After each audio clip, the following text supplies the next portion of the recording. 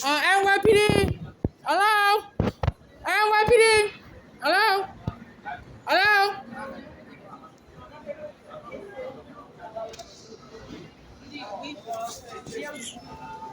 It wouldn't stop calling.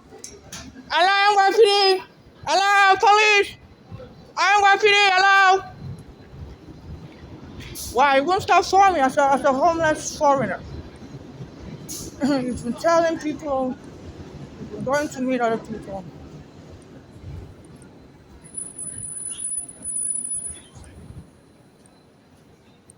Hello, NYPD. Hello, NYPD. Hello, sir. Hello, NYPD. Hello. Wow, you're so many. It's ignoring me. Wow. That's good. Excuse me. Hello. Hello, guys. I have an emergency to report. Why are you ignoring me? Excuse me, NYPD. Oh wow. Oh wow.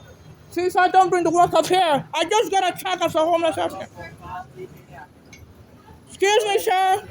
Hello. I was trying to report. I got attacked as a homeless. What? I was charging my phone, and a guy came to threaten me. Who? A black American guy. I'm a homeless foreigner. What did, You what know, did he say? he told me to leave right now, otherwise he was gonna hit me. Oh, that's not really a threat. Really? And he stood by me and said, leave right now. Are they there now? He left us as soon as I called 911.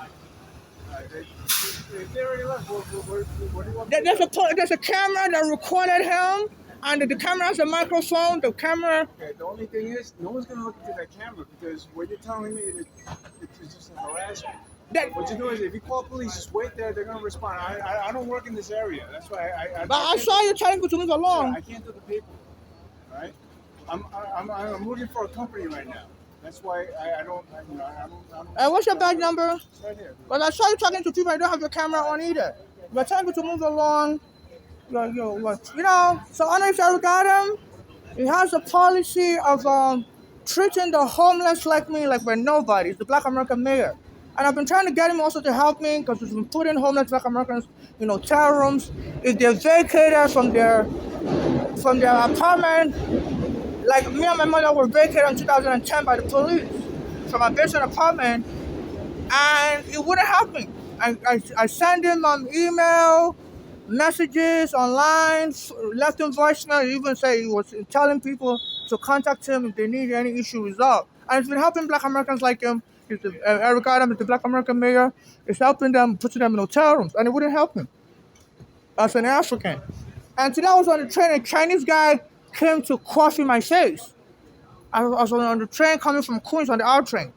So I don't know, one thing I talked by Chinese, and they said this Eric Adams accused of getting money, illegal donation from Chinese donors and Turkish donors. So I've been exposing him also that he refuses to help me as an African. He's throwing Africans out of the shelters and leaving them on the street, and says he's going to push them out of the street also. So a lot of Africans are on the street in Brooklyn. So it's changing the laws before, any human being can stay in a shelter, but it's excluding us Africans from staying in shelter. It's a Black American mayor, and so some Black Americans don't like Africans because they say Africans sold their ancestors to slavery. So why the FBI has refused to arrest them? They say they're delaying the case. They found evidence that was collecting illegal donation from the Chinese government and the Turkish government. And usually when they find politicians like that, evidence of the crime, they arrest them right away. There's a Greek American governor of Illinois. They arrested him, I think, under Obama. They said he was getting money illegally also from donors, from foreign donors, possibly, allegedly. And they arrested the governor of Illinois. His name is Stephen Kokis. I don't know how to pronounce his name, no point intended. So why are they making an exception for this Black American mayor? And why they say they're going to invite him to come testify, knowing they would have put him in handcuffs. So I don't know if they want him to continue to attack foreigners like me, because I sued the NYPD in the past and they said they love this law enforcement, FBI and NYPD, they help each other out. So they go after civil rights activists. If anybody sues one of them, they all go after the person. So since I sued the NYPD, a Black American guy named Eric Garner was trying to help me. The police went and took him there. The FBI refused to charge him with a crime. Even though I have a recording that Eric Garner was trying to help me with my court papers, and at the same place me and Eric Garner spoke last in 2014, they went and killed him at that place. It's called Victor Boulevard, and basically we were standing in front of the store, and they killed him right in front of that store.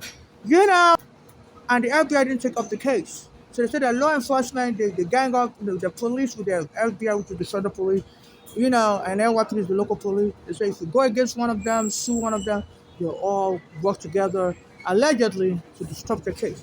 So the NYPD is not helping me. And as I was saying, as I was calling 911 and stuff, I think there was a lady in this place who was looking at me, and all of a sudden the police came back. I was telling you this thing. There was a homeless guy sitting there.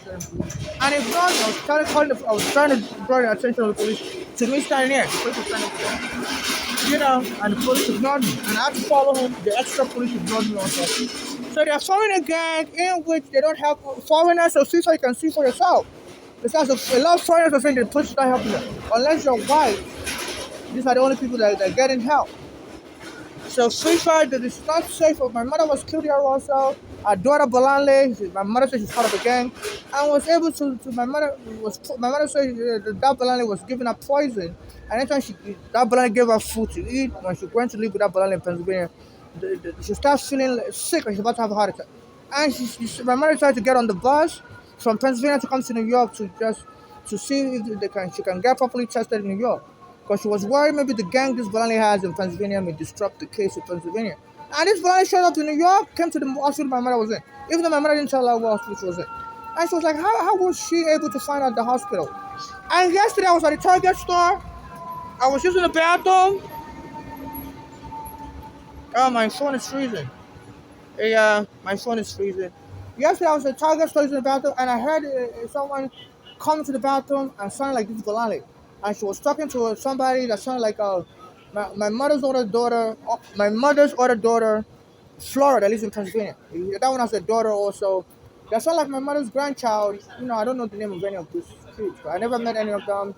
Because I broke ties with my mother's daughters in Pennsylvania. When I went there in 2000, before Flora gave birth to the kids, she abused me, hit me with a car, and they called 911 on me to put me in the hospital, and like I was crazy. And told them I didn't have any immigration case. I was just imagining I had an immigration case. I had to call my immigration lawyer for the psych hospital to believe me, because the psych hospital believed them that I was, even though my mother doesn't know I had an immigration case. I used to call them from the immigration prison. I used to write them letters from immigration prison, and they lied to the hospital that I was crazy, imagining I had an immigration case, and the hospital refused to charge them with a crime. And just released me, and I came back to New York. Since then, I broke ties with them. So I think a number of years later, that Flora gave birth to 2 children. I don't know their ages, but that Flora would always put me on the phone with a female child. And I was wondering, I was still a male. I'm not a female. I'm not a transgender.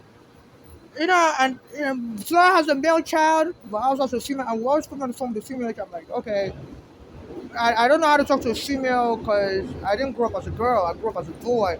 So I wouldn't know what to say to the female kid. And I was just like, this is weird. So that Balali brought that kid, I must have, because I heard that kid's voice, and Balali's voice last time I was using the bathroom at the toilet. And when I came out of the bathroom, the black American guy working there, I don't know if it's part of the gang, because he was telling me you stink. I was like, don't you dare insult me. I said, you always see me here, why are you insulting me today? So it's like this black American, there's a black American gang, that I believe this Balali may be part of, and they're hiring other black Americans to jump me.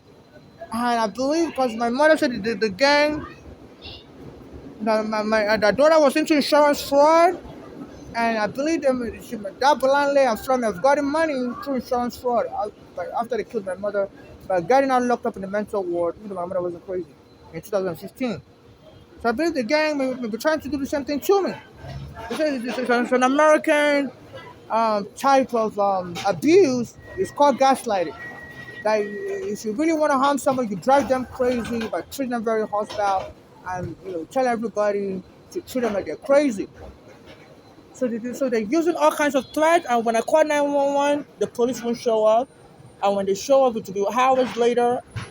So my whole day would have been wasted waiting for the police. I have a lot of things I do every day, to try to help me with my housing situation and stuff. I was actually online researching about how to help myself with my housing, and they got to leave right now. So my phone, they could subpoena my internet search. I was trying to see how I can get money to help me with my with my tax return and stuff. Because I'm ordering tax. That's what this Black American guy showed up. I was actually hiding under this blanket, so there's no way he was able to see what I was doing.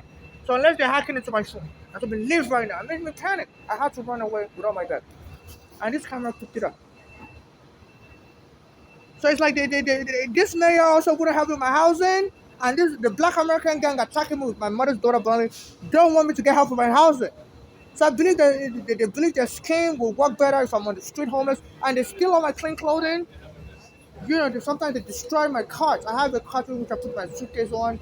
They destroyed the tire of that cart, so I had to chain lock that cart in a place called Greenwich and Harrison. And sometimes they go and steal the suitcase behind my back. You know, while I'm away. So they're stealing all my clean clothing. So, and when I call the police, I'm being attacked by a Black American gang. And the guy just came and attacked me in broad daylight. The camera was recording, and the police wouldn't show up. None of the police wanted to help me. None of the police wanted to help me. A Black American guy just came to attack me here in broad daylight, and the police won't show up. I've been waiting now. This is what's going on.